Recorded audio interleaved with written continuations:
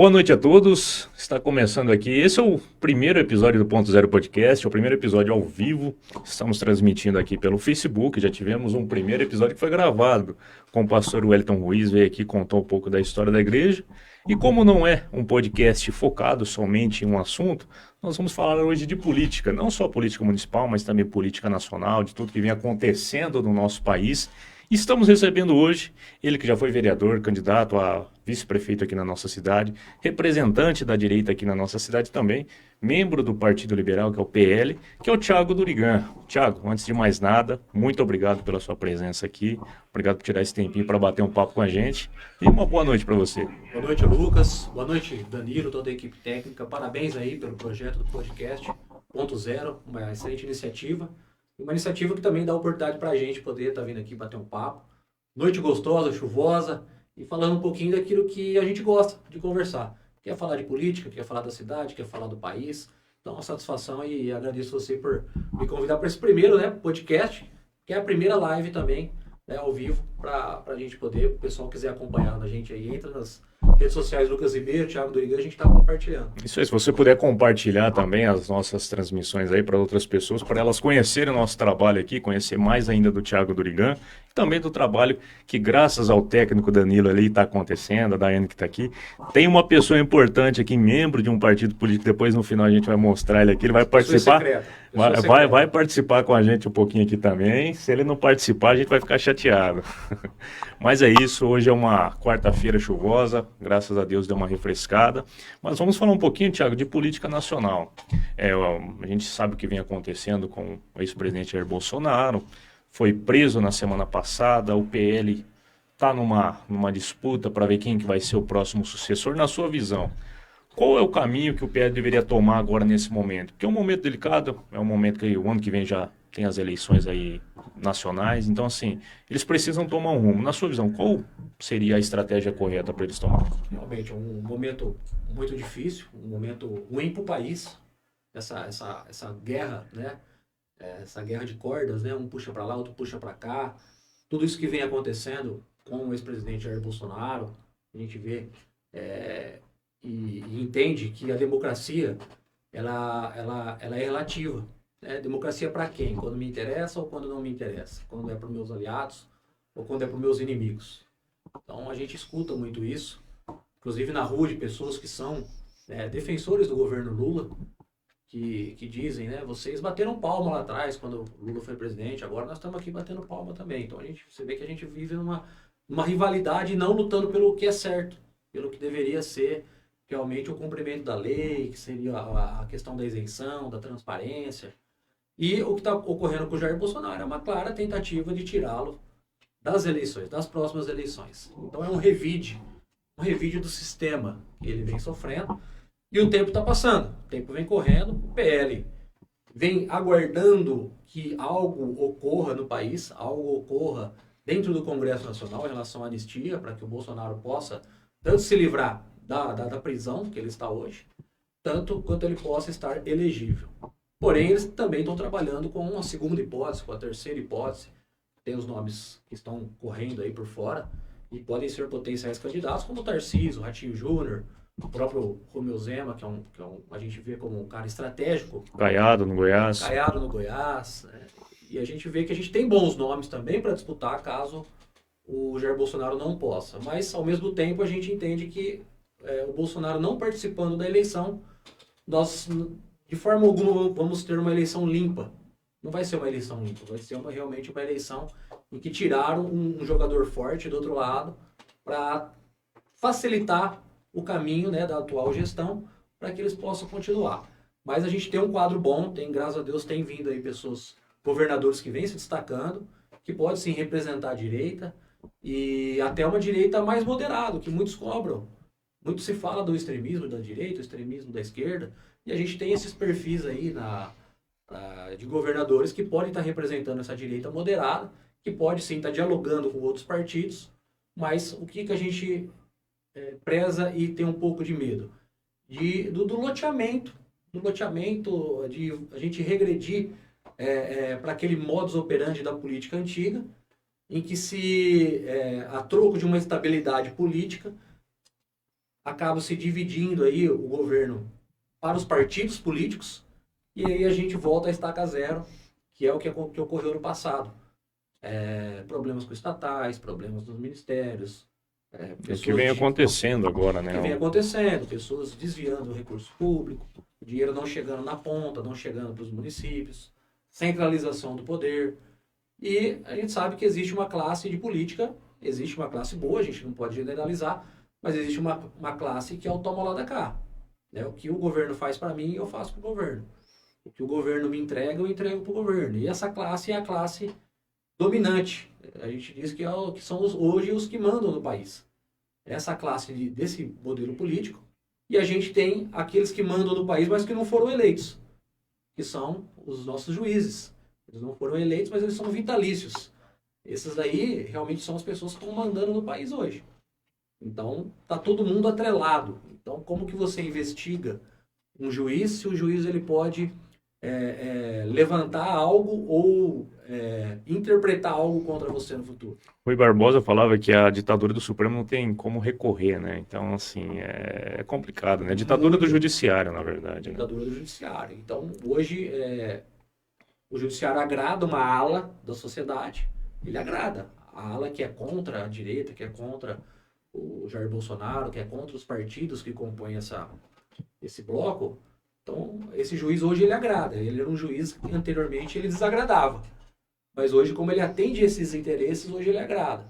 Então, esse é um caminho que a gente vê que é muito ruim. Muito ruim. A gente tem que ter juízes, pessoas que sejam transparentes no país, tanto na parte na política, quanto no nosso judiciário. Só que o judiciário ele tomou o poder hoje. Ele literalmente tomou o poder. E nós não conseguimos ver a movimentação daqueles que eram para defender a Constituição, que eles mesmos eram para defender, porém eles estão interpretando a Constituição a bel prazer, e aqueles que precisariam defender e manter a harmonia dos poderes não se posicionam. Quem que são essas pessoas que não se posicionam? É o nosso exército, é as nossas forças armadas. Então, está ocorrendo uma desarmonia no nosso país. E a gente não vê pessoas que deveriam estar lutando por nós, estar lutando para que se tivesse essa harmonia, não para tomar o poder, mas para manter o equilíbrio das forças, né? O legislativo, executivo e o judiciário. Então isso não está ocorrendo e existe uma sensação de exaustão na população. Todos nós estamos exaustos com tudo isso, com tanta matéria, tanta notícia, está todo mundo cansado de ver essa briga, essa guerra, e é uma guerra que parece que não tem fim, assim como a guerra da Rússia e da Ucrânia. A gente não vê o fim, parece que vai acabar e chega ali na frente, volta tudo para trás de novo, começa do estaca zero. Na sua visão, a gente sabe que política às vezes não ganha o mais preparado, não é sempre o mais capacitado, que merecia de fato ganhar, segundo a opinião de alguns. Mas acaba ganhando aquele que é mais conhecido, mais popular.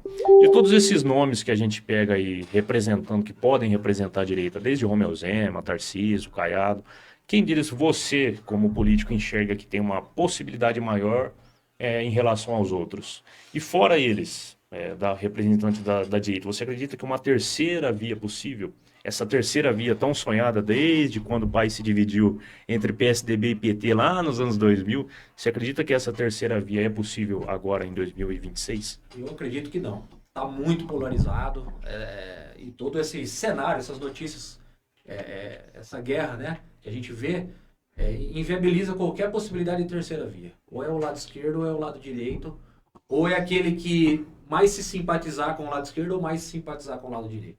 Então eu vejo, como a gente disse, Tarcísio e Ratinho Júnior, na minha opinião, o Ratinho Júnior com 2 mandatos de governador, um cara com uma avaliação super positiva no estado, promoveu uma revolução no estado do Paraná, um cara que é filho do Ratinho, apresentador, que tem acesso a todas as casas no Brasil, é um cara respeitadíssimo.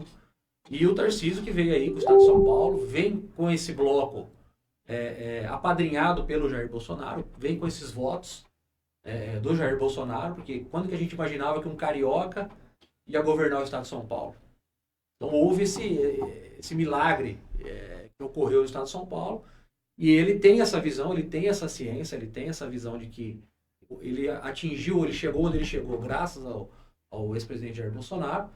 Mas ele também tem o mérito dele em estar fazendo um bom trabalho. Tem falhas também, erra também. Mas num contexto geral, ele tem conduzido bem o Estado de São Paulo, tem surpreendido positivamente, é um cara capacitado. Muito se exige, às vezes, um grau de instrução para o político, o Tarcísio.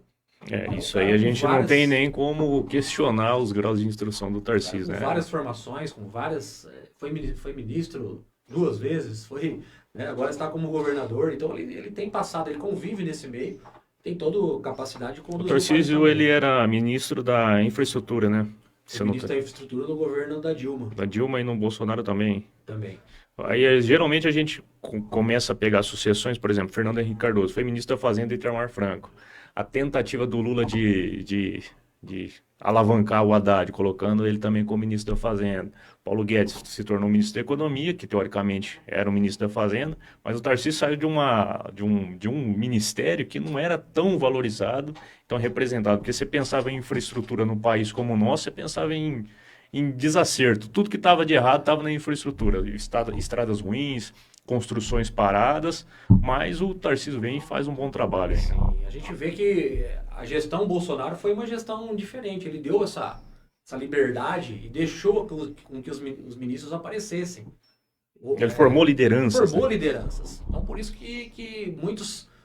O Tarcísio se tornou governador, o próprio general Mourão se tornou senador, a Damares, né, se tornou também senadora. Então, várias pessoas que estavam ao redor da administração do Bolsonaro se tornaram aí deputados, senadores, governadores. Então, isso aí é muito bom. Tem que deixar a pessoa brilhar. Não dá para centralizar tudo que o Tarcísio fez de bom. Não foi o Tarcísio, foi o Bolsonaro. Foi o conjunto. Se o Tarcísio não tivesse a canetada do Bolsonaro e desse o aval para ele com certeza ele também não conseguiria fazer um bom trabalho. A nível municipal também. Se você cuida das estradas rurais, por exemplo, mas o prefeito não insere orçamento lá na sua pasta.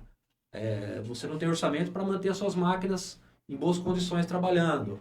Você não tem pessoal para trabalhar. Como é que você vai cuidar e deixar as estradas rurais do município em boas condições? Não tem como. Então precisa ter o gestor que te dá a condição de trabalho e que te deixa aparecer também. Que muitas vezes existe esse medo da formação de novos líderes, daquela questão de a pessoa crescer e tomar o teu lugar.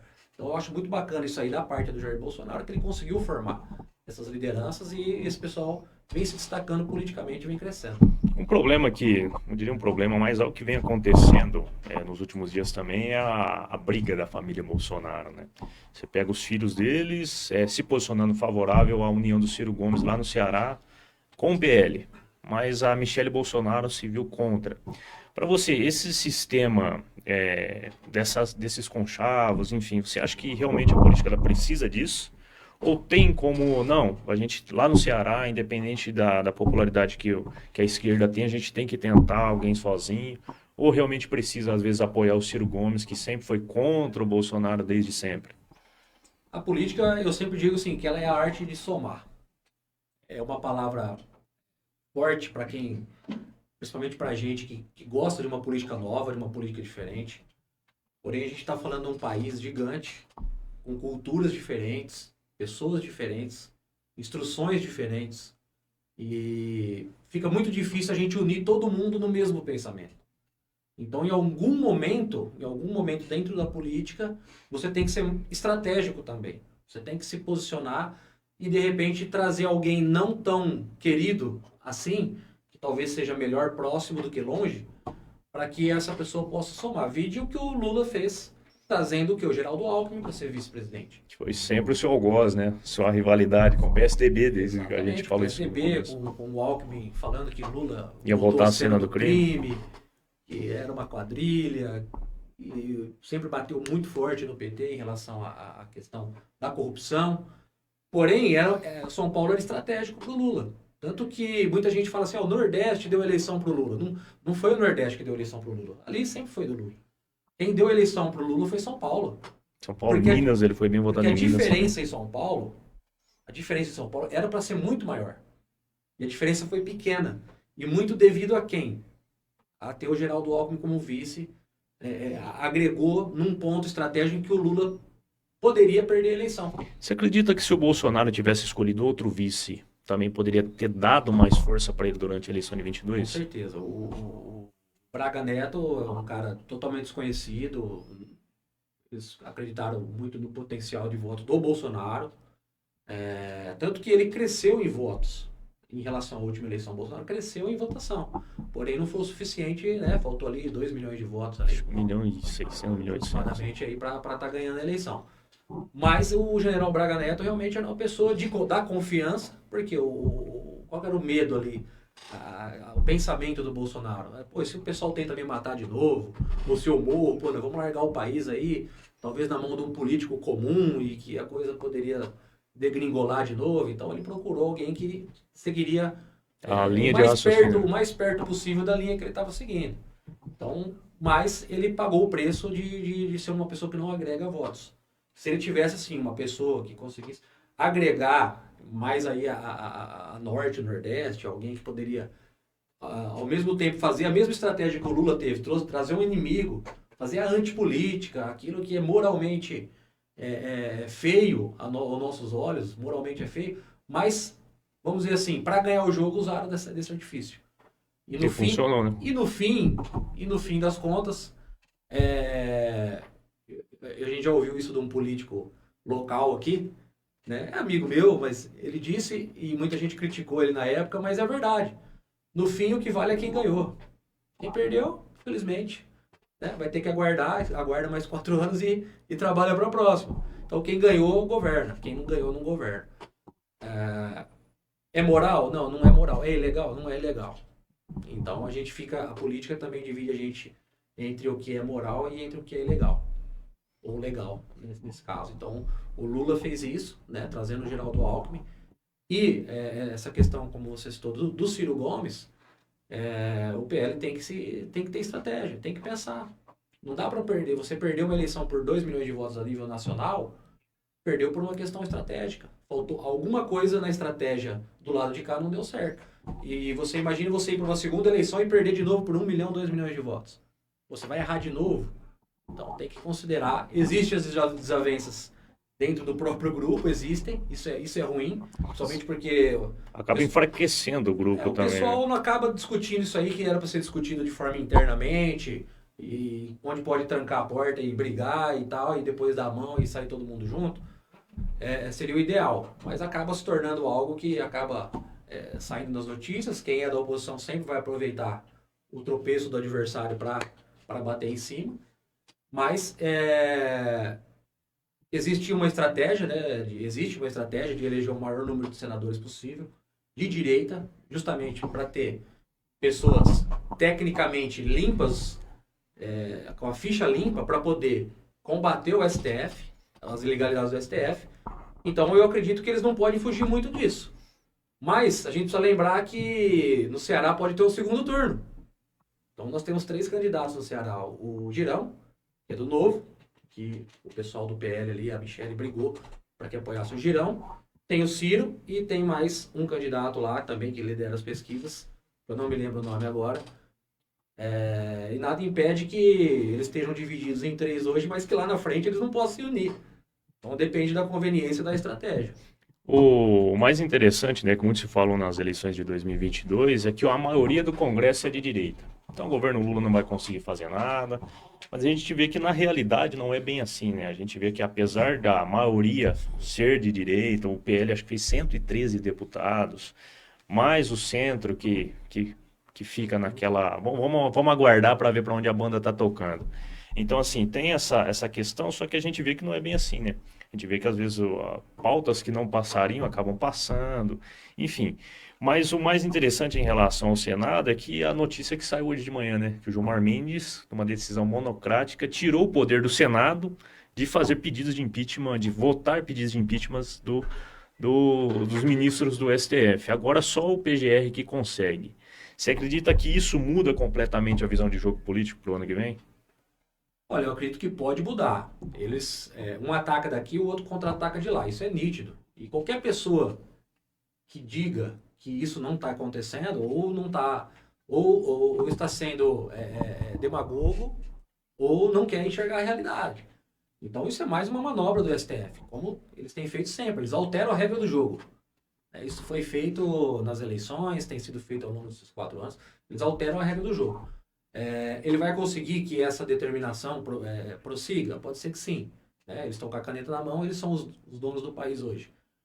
Mas a gente vê que, independente dessa regra mudar ou não, tendo um Senado forte, isso, num futuro também, o pessoal pode conseguir reverter essas decisões. A questão é você conseguir ter isso. Você ter uma unidade de senadores que possam levantar realmente uma CPI da Lava Toga, que não conseguiu prosperar até o momento, levantar a capivara desses pessoal do STF. Por quê? O STF ele tem protegido um nicho de políticos que também o protegem. Todo mundo sabe que o Barroso, por exemplo, tem um apartamento de milhões de dólares nos Estados Unidos. Poxa, como que um cara que ganha aí 50, 60, 70 mil reais por mês tem um apartamento de milhões de dólares nos Estados Unidos? E não só um apartamento, tem outros. Ao mesmo tempo, esses juízes eles têm escritórios de advocacia que absorvem todos esses casos que ocorrem de corrupção no país. Todo mundo procura quem? Os escritórios de quem são os donos dos juízes do STF. Eles acabam procurando esses escritórios, que vão o quê? Eles vão pagar ali milhões de reais para esses caras poder esse processo chegar na mão deles e eles dar a canetada final. E a gente viu isso aí com o Banco Master agora, recentemente. Que o cara tá em liberdade. É um cara que era para estar encarcerado, amarrado e falar, não, você não vai fugir. Então, eles falam que o cara não corre o risco de fuga. Um cara bilionário não corre risco de fuga. Bilionário que pode contratar qualquer helicóptero, jatinho para tirar ele fora do país. O cara não corre o risco de fuga. Mas não é, eles têm certeza da impunidade. Não é que eles realmente eles não estão com medo do cara que vai fugir. O cara não vai fugir porque ele sabe que quem advoga para ele está associado aos ministros do STF. Então, e o Senado acaba vendo todo esse cenário, vendo esse jogo. Só que muitos ali, como tem corrupção, tem envolvimentos com outros esquemas, eles têm que ficar quietos, porque, assim como está acontecendo com o Hugo Mota, que é o presidente da Câmara, toda vez que ele fala em pautar a anistia, o pessoal vai lá e põe a faca no pescoço dele. Fala, ó, se você pautar, nós vamos levantar a tua capivara. E esse jogo está acontecendo no país, que é o que não deveria estar acontecendo. Essa guerra explícita, que é algo que se cogitava no passado. Era algo que a gente imaginava que isso acontecia. Hoje a gente está vendo assim, ó, está escancarado na cara de todo mundo, a briga pelo poder, essa exaustão de informações, e a gente fica realmente muito triste, e a gente espera que isso aí acabe um dia, que a gente tenha um judiciário realmente transparente e isento. Mas no formato em que o Brasil está constituído, vai ser difícil, porque o juiz hoje ele pode ser juiz do STF até os 75 anos de idade. 75. Só sai de lá por Ele idade. Tá praticamente vitalício. O mais interessante é que a lei humana, que é a lei orgânica da magistratura, fala que juízes não podem falar abertamente sobre casos que eles possam julgar. Por exemplo, eu não posso dar minha opinião em relação a um determinado assunto que vai cair para eu julgar, talvez o ano que vem, ou um dia eu posso estar julgando, né? E a gente vê vários ministros se manifestando em relação às próprias eleições, questão de que o bem venceu o mal, fala do Barroso, que agora é ex-ministro, que estão tentando colocar o Messias lá no lugar dele. Então, assim, são coisas que não deveriam acontecer em um país como o nosso, né? Um país rico, um país que tinha tudo para funcionar, um país que tinha tudo para dar certo. São pessoas inteligentes que estão indo embora do país porque não estão vendo uma solução rápida para um futuro próximo aqui para nós, né? Então, assim, a gente precisa trabalhar, talvez uma mudança ano que vem, talvez na questão estadual também. Se o Tarcísio sair, na sua visão, quem que você acha que pode assumir isso? Falam muito do Ricardo Nunes também, que é o atual prefeito de São Paulo, mas na sua visão, alguém poderia tomar aqui a posição que o Tarcísio vem tomando aqui na nossa política estadual? A gente começa no estadual, depois a gente pensa no federal, para em 2028 pensar também no municipal, né? Eu vejo que hoje o Ricardo Nunes é o que tem a maior visibilidade. Por quê? Porque o Ricardo Nunes foi uma surpresa. Ele assumiu São Paulo com a morte do Bruno Covas e depois venceu as eleições numa queda de braço gigantesca aí com Paulo Marçal, com Boulos. e vem agradando. Ele vem com uma avaliação positiva na maior cidade da América do Sul, na maior economia do Brasil. Então ele tem uma visibilidade muito grande e esse trabalho dele vem gabaritando ele a ser um postulante à vaga que o Tarcísio pode vir a deixar. Eu acredito que ele é um possível nome. Isso a gente fala lá da direita, né? Ou do centro, como ele é do MDB, é um partido de centro, é um partido democrático, tem pessoas de direita, de centro, de esquerda, né? O MDB costuma ser um partido mais eclético. Então, o Ricardo Nunes eu vejo ele muito bem posicionado, vem com essa força aí de conseguir trazer um grupo de apoio para o lado dele. Eu acredito que até o Tarcísio mesmo dê esse apoio para o Ricardo Nunes, por eles serem muito próximos. Em segundo lugar vem o Guilherme Derrite, que é o secretário de Segurança Pública, demonstrou trabalho também dessa secretaria, engrossou o caldo aí, vem engrossando o caldo contra o crime. É uma pessoa que vem bem avaliado tanto para o Senado também. E do lado da esquerda também cogita esses nomes aí, como Haddad, como o próprio Geraldo Alckmin, que já foi governador do estado. Talvez o Boulos de novo? Eu não vejo o Boulos nesse jogo, não. O Boulos eu não vejo. Eu acho que o Boulos escolheu mais o caminho do executivo mesmo. Eu acho que o Boulos ele pretende... Ser um sucessor da esquerda, talvez? Eu acho que ele pretende... E até com uma reeleição do Lula, o Lula pode deixar um legado para um Boulos. Hoje a esquerda não tem um nome forte como o Boulos. E depois o Haddad, que o Haddad a gente vê ele um pouco mais pacato, um pouco menos sem aquela energia, com aquela garra. O Boulos é um perfil mais Lula. Então eu vejo que eles estão preparando o Boulos para uma candidatura a presidente no futuro. Pode não ser agora, mas pode ser daqui 4 anos. Então eu vejo que do lado da esquerda eles estão criando essa figura. Tanto que trouxeram ele para o ministério, para ele poder... Para tentar fazer o que o Bolsonaro fez com o Tarcísio. Exato. Para poder jogar o cara para cima. Se parar para analisar, tem toda uma questão de marketing político, enfim, da imagem do candidato. Você pega o Boulos de 10 anos atrás, é um Boulos completamente diferente. A barba ele já deixou crescer, antes era só um cavanhaque. Quer dizer, as pessoas começam a assimilar a imagem dele com a imagem do Lula também. Né? Sim, tem essa comparação. E por quê? Qual que é o maior medo da esquerda? É não ter representatividade. O Lula amanhã, ou por questão de idade, ou por questão de saúde, ou por questão de morte... Quem que vai disputar uma eleição a nível federal? Então hoje não tem um nome em consenso. Então, na minha ótica, eles estão preparando esse nome para lá na frente poder representar, porque o Boulos é um cara teoricamente jovem politicamente. Então eles vão preparar esse cenário. E aqui no estado de São Paulo também. E a gente vê um outro cenário também. O Ricardo Nunes vindo a candidato ao governo do estado abre vaga para o vice, que é o Coronel Mello, que é um nome até outro dia desconhecido. Também, que pode, de repente, num jogo de sorte, aí, acabar assumindo o Estado e podendo fazer o seu nome ou não, conforme a administração que ele fizer. Então, vai ser uma corrente. Se realmente o Bolsonaro não for candidato e o Tarcísio for candidato, vai movimentar, vai mudar tudo aí o cenário político do Estado de São Paulo. É isso aí, nós vamos parar agora só para tomar uma água, dar uma respirada aqui. Voltamos já já. Não saia daí não. E se puder, compartilha, curta a nossa transmissão. Estamos de volta aqui com nossa transmissão, nosso primeiro episódio ao vivo aqui no Ponto Zero Podcast, recebendo o Thiago Durigan, ele que já foi vereador, candidato a vice-prefeito aí nas últimas eleições, representante aqui, um dos representantes da direita aqui na nossa cidade. A gente está comentando um pouquinho sobre a política nacional, sobre tudo que vem acontecendo com o Bolsonaro, com o Senado, com o nosso Congresso aí, que vem tendo algumas atitudes que, segundo a visão da direita, não vem agradando muito em relação a tudo que o judiciário vem fazendo. O Thiago comentou um pouquinho sobre o Bolsonaro aqui, enfim. Falamos também do governo estadual. Na sua visão, obviamente as peças vão mudar, talvez a gente tenha um novo governador, talvez um novo presidente, enfim, tudo vai mudar. Você acredita que essa composição nova que virá para 2026, tanto aqui no âmbito estadual como no âmbito federal, você acredita que vai refletir aqui na nossa cidade nas eleições de 2028? Talvez novos candidatos, novos representantes. Você acredita que isso vai fazer alguma diferença aqui?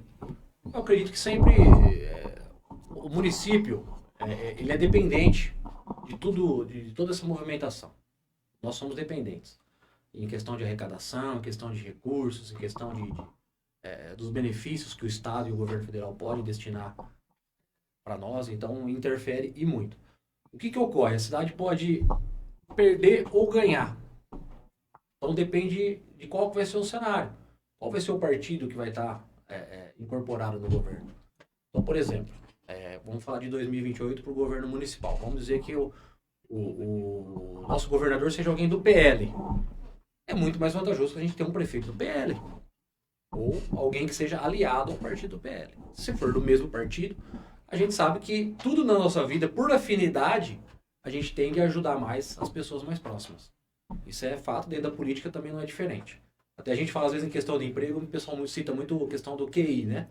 Eu quero trabalhar em tal firma, ele tem que ter o QI. Então, dentro da política também ocorre a questão do QI. Se ganhar alguém, se for o governador do MDB, é muito interessante para o município que seja do MDB. Se for a nível nacional, se for alguém do PT, se a gestão for mais alinhada com o PT, facilita o caminho. Ou se for do PT, mais ainda. Então, mexe muito sim com o cenário municipal, e o município ele pode perder ou ganhar com isso, mas tudo depende dessa movimentação de tudo que vai acontecer em 2026. Porque depois de 2026 também, se estabelecer quem é o presidente, quem é o governador, quem são os deputados, os novos deputados, quem são os senadores, aí sim começa o que? A movimentação municipal. Hoje qualquer coisa que se fala a nível municipal é especulação. Então todo mundo tem direito a querer ser qualquer coisa em 2028. Hoje, a partir de 2026, que definido o cenário, aí que vai realmente começar as movimentações para ver o que vai ser, quem são e o que vai ser melhor para 2028. Aí você acredita, então, que agora tudo é especulação em relação ao Poder Executivo, até o Legislativo. Todo mundo fala, não, serei candidato, pretendo ser candidato. Mas você acredita que o melhor momento para se saber de fato quem será os próximos candidatos ao Poder Executivo ou ao Legislativo de Monte Alto é após as eleições, então, de 2026? Sem dúvida nenhuma. E o munícipe também, também vai poder fazer essa análise, vai começar a prestar atenção no cenário municipal. Até então, se a gente fazer uma pesquisa eleitoral hoje no município, colocar vários nomes aí para ver quem está despontando para ser um futuro candidato a prefeito. Se a gente fizer outra pesquisa aqui 2 anos e comparar com essa, vai estar totalmente diferente. Então eu vivi isso na gestão passada como vereador. Eu vi pesquisa com 1 ano, eu vi pesquisa com 2 anos, eu vi pesquisa com 3 anos, eu vi 10 pesquisas no ano da eleição, e o cenário ia mudando dinamicamente, constantemente. Quem achava que era, não foi. Quem achava que podia ser, não foi também, porque a cada pesquisa, ela iniciou de uma forma, e lá na frente, chegando até o último ano, que seria o ano da eleição, ela se modificou completamente. Então o cenário, ele muda. Então a melhor hora, passado as eleições, porque você também precisa, para se gabaritar ser um candidato a prefeito, você também precisa ter apoios, grupos políticos, deputados estaduais, federais, ou até o próprio governador, ou até o próprio governo do estado. E também vai te ajudar, te dar um empurrão para que você possa ganhar força e mostrar força para a população. Monte Alto, eu vejo que sofre pela falta de força política a nível estadual e federal. A gente não vê uma liderança com poder de penetração dentro do estado e do governo federal. Então, Monte Alto, ela tem ficado para trás. Tem ficado para trás até de outros municípios. A gente vê que muitos benefícios do estado acabam chegando aqui a conta-gotas, em outros municípios chega de valores altos. A gente viu cidades aqui como Jaboticabal receber 36 milhões de reais em 2 anos. Se a gente somar o que o governo do estado e alguns deputados mandaram para Monte Alto em 2 anos, não dá 6 milhões de reais. Então a gente vê uma diferença. Então existe o quê? Penetração no governo do estado, existe uma maior afinidade com deputados que realmente conseguem movimentar esses valores para destinar. É um jogo. É um cabo de guerra. Cada prefeito está puxando para o seu lado e vence aquele que tem a maior penetração, que tem a maior habilidade, tem a maior afinidade. E o município de Monte Alto ele tem acontecido isso já há muitos anos. A gente teve alguns prefeitos com penetração forte nos governos do estado e do governo federal, que fizeram grandes obras no município. Foram esses prefeitos que fizeram, talvez eles não fizeram com o dinheiro municipal, mas eles tinham uma penetração tão forte que quando esses governos eles tinham a condição de mandar algo grande para o município, veio um exemplo, é o Centro Cívico Cultural do nosso município, Quanto custaria hoje para fazer um centro cívico-cultural? Com museu, com teatro, com anfiteatro, com toda aquela sala de música, sala artística, biblioteca. Quanto custaria? Uma obra de 10 milhões de reais. Então, nós não conseguimos vislumbrar hoje em Monte Alto uma obra desse tipo de novo. Por quê? Por essa falta, por essa ausência de pessoas que tenham essa afinidade, essa penetração para poder angariar esses recursos. Aconteceu no passado, quando veio FATEC para Taquaritinga, veio FATEC para Jabuticabal, não veio para Monte Alto. Então a gente sofre com a falta de faculdades, a gente sofre com a falta de próprio corpo de bombeiros, também chegaram nas cidades vizinhas, mesmo a gente sendo um polo industrial, e vários outros benefícios, como o AME. Né? O AME, a gente vê o AME em Taquaritinga, Monte Alto já foi independente do AME. Então, o Jabuticabal também. E por que eles conseguiram e nós não conseguimos? Porque faltou realmente essa penetração. Então, o governo do estado e o governo federal, eles modificam muito o cenário no município. O que você acha que falta para uma liderança conseguir, de fato, essa penetração aí, essa articulação para trazer mais recursos? Uma liderança forte, uma pessoa que tenha esse QI político para conseguir isso que a cidade precisa? O que você acha que uma pessoa precisa para, de fato, ser esse representante daqui da cidade, ou um grupo que possa representar e conseguir trazer mais recursos para Monte Alto? Isso é construção. Eu sempre falo que isso é uma construção e você não consegue construir isso do dia para a noite. Isso pode levar anos e pode ser que a pessoa tenha habilidade suficiente para que isso aconteça. Nós vemos aqui a ex-prefeita Silvia. Ela construiu isso. Ela foi uma das últimas lideranças fortes que assumiu uma posição no governo do estado. Ela construiu essa influência, essa afinidade.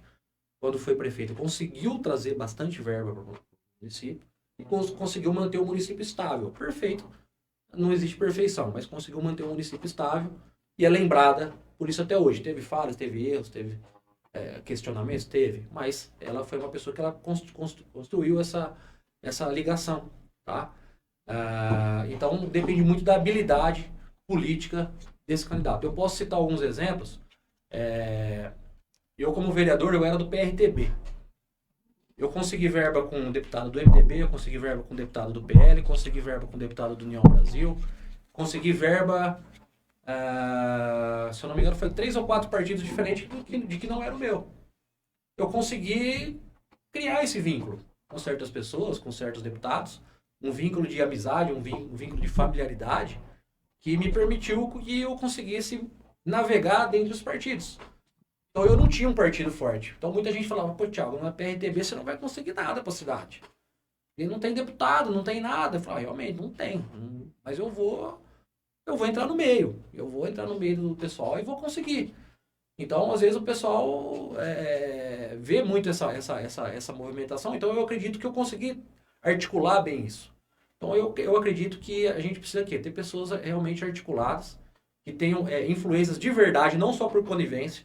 Qualquer pessoa pode convidar um vereador, um prefeito a fazer parte de uma bancada política. Mas você ter uma afinidade, você ter um relacionamento político com esse deputado de carinho mesmo, é difícil.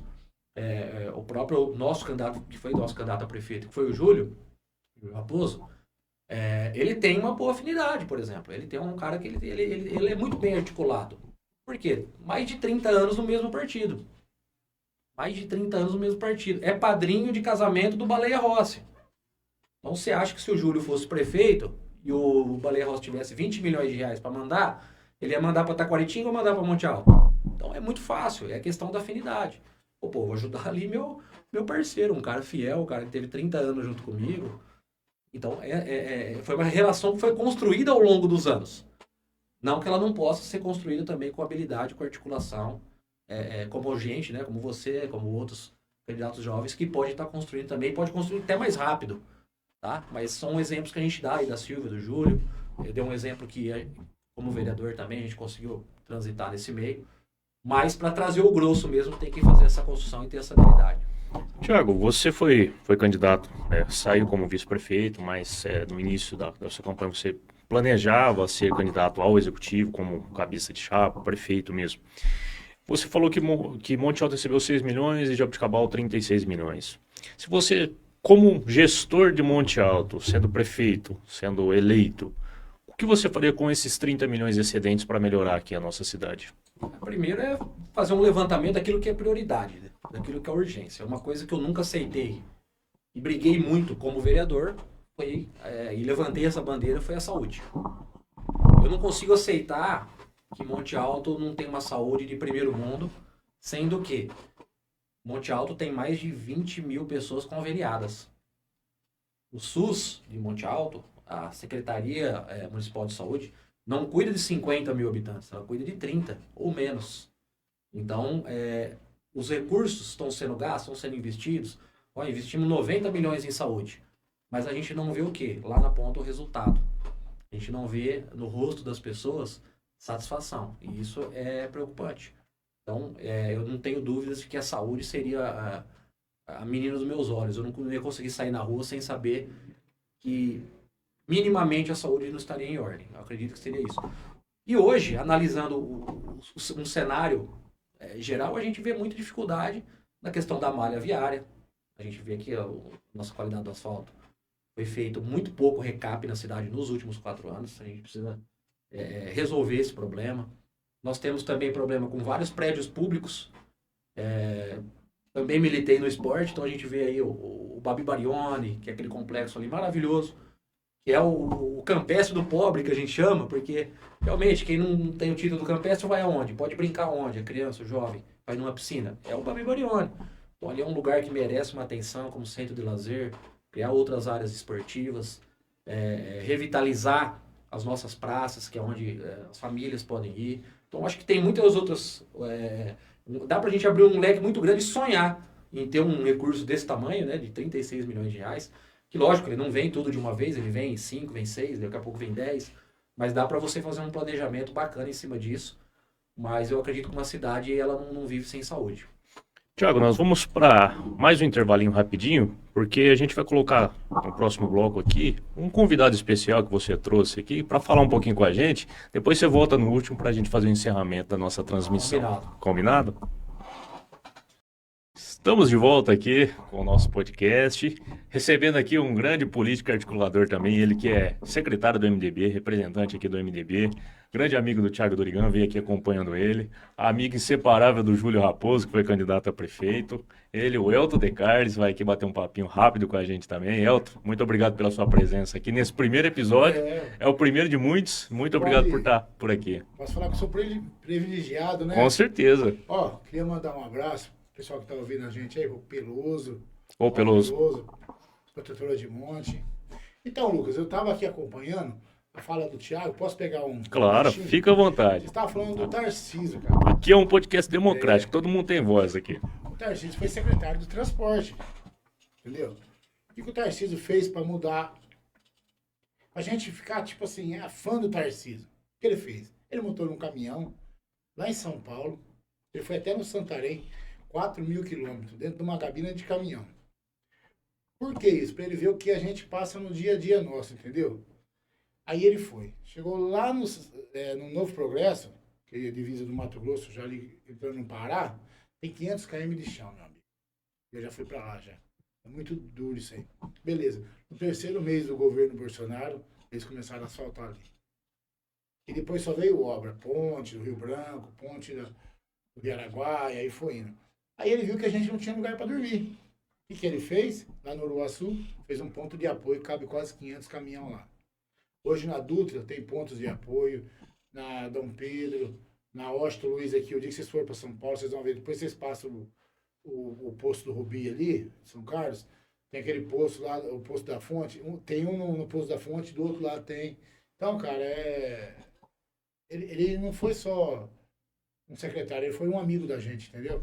Você fala que ele ajudou bastante, não só os caminhoneiros, mas também todas as pessoas que utilizam também essa malha viária, né? Não só o... Além dele ser ministro da infraestrutura, ele foi ministro do transporte. Então, juntou tudo ali e foi uma mudança, assim, nós, tá no dia a dia na estrada, cara, foi da água pro vinho, assim, ó, de repente. Foi uma virada de chave, mudou. Que pena que ele só ficou 3 anos. 3 anos que ele teve que sair para concorrer aí às eleições. E o cara que ele colocou lá foi gente boa pra caramba. Não lembro o nome dele hoje, um rapaz magrinho que Gente boa pra caramba. É isso aí, o Elton, que ele que é secretário do MDB aqui em Monte Alto. Eu vejo você fazendo muitos vídeos nas redes sociais também, falando aqui da nossa cidade, algumas coisas que você não concorda, pontos que você acha que precisa de melhoria.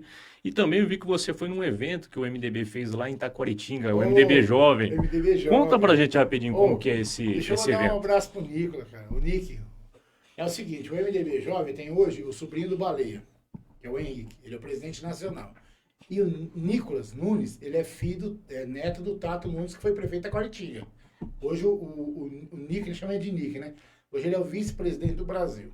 O MDB, ele quer juntar a juventude. Você já foi num evento com a gente lá, você vê como que é. Ele quer juntar a juventude. Que hoje o jovem, infelizmente, o Thiago tá aí, ó. A gente ia nas empresas de voto, os jovens não estão interessados mais na política. Mas não era contra nem o Thiago, nem contra outro candidato. Eles não querem saber mais da política. Então o MDB está trazendo essa campanha no Brasil inteiro para fazer o jovem mudar de ideia, entendeu? Vem gente de Manaus, gente do Maranhão, vem gente do Rio de Janeiro, vem gente do Brasil inteiro ali, em Taquaritinga. É isso aí, Elton.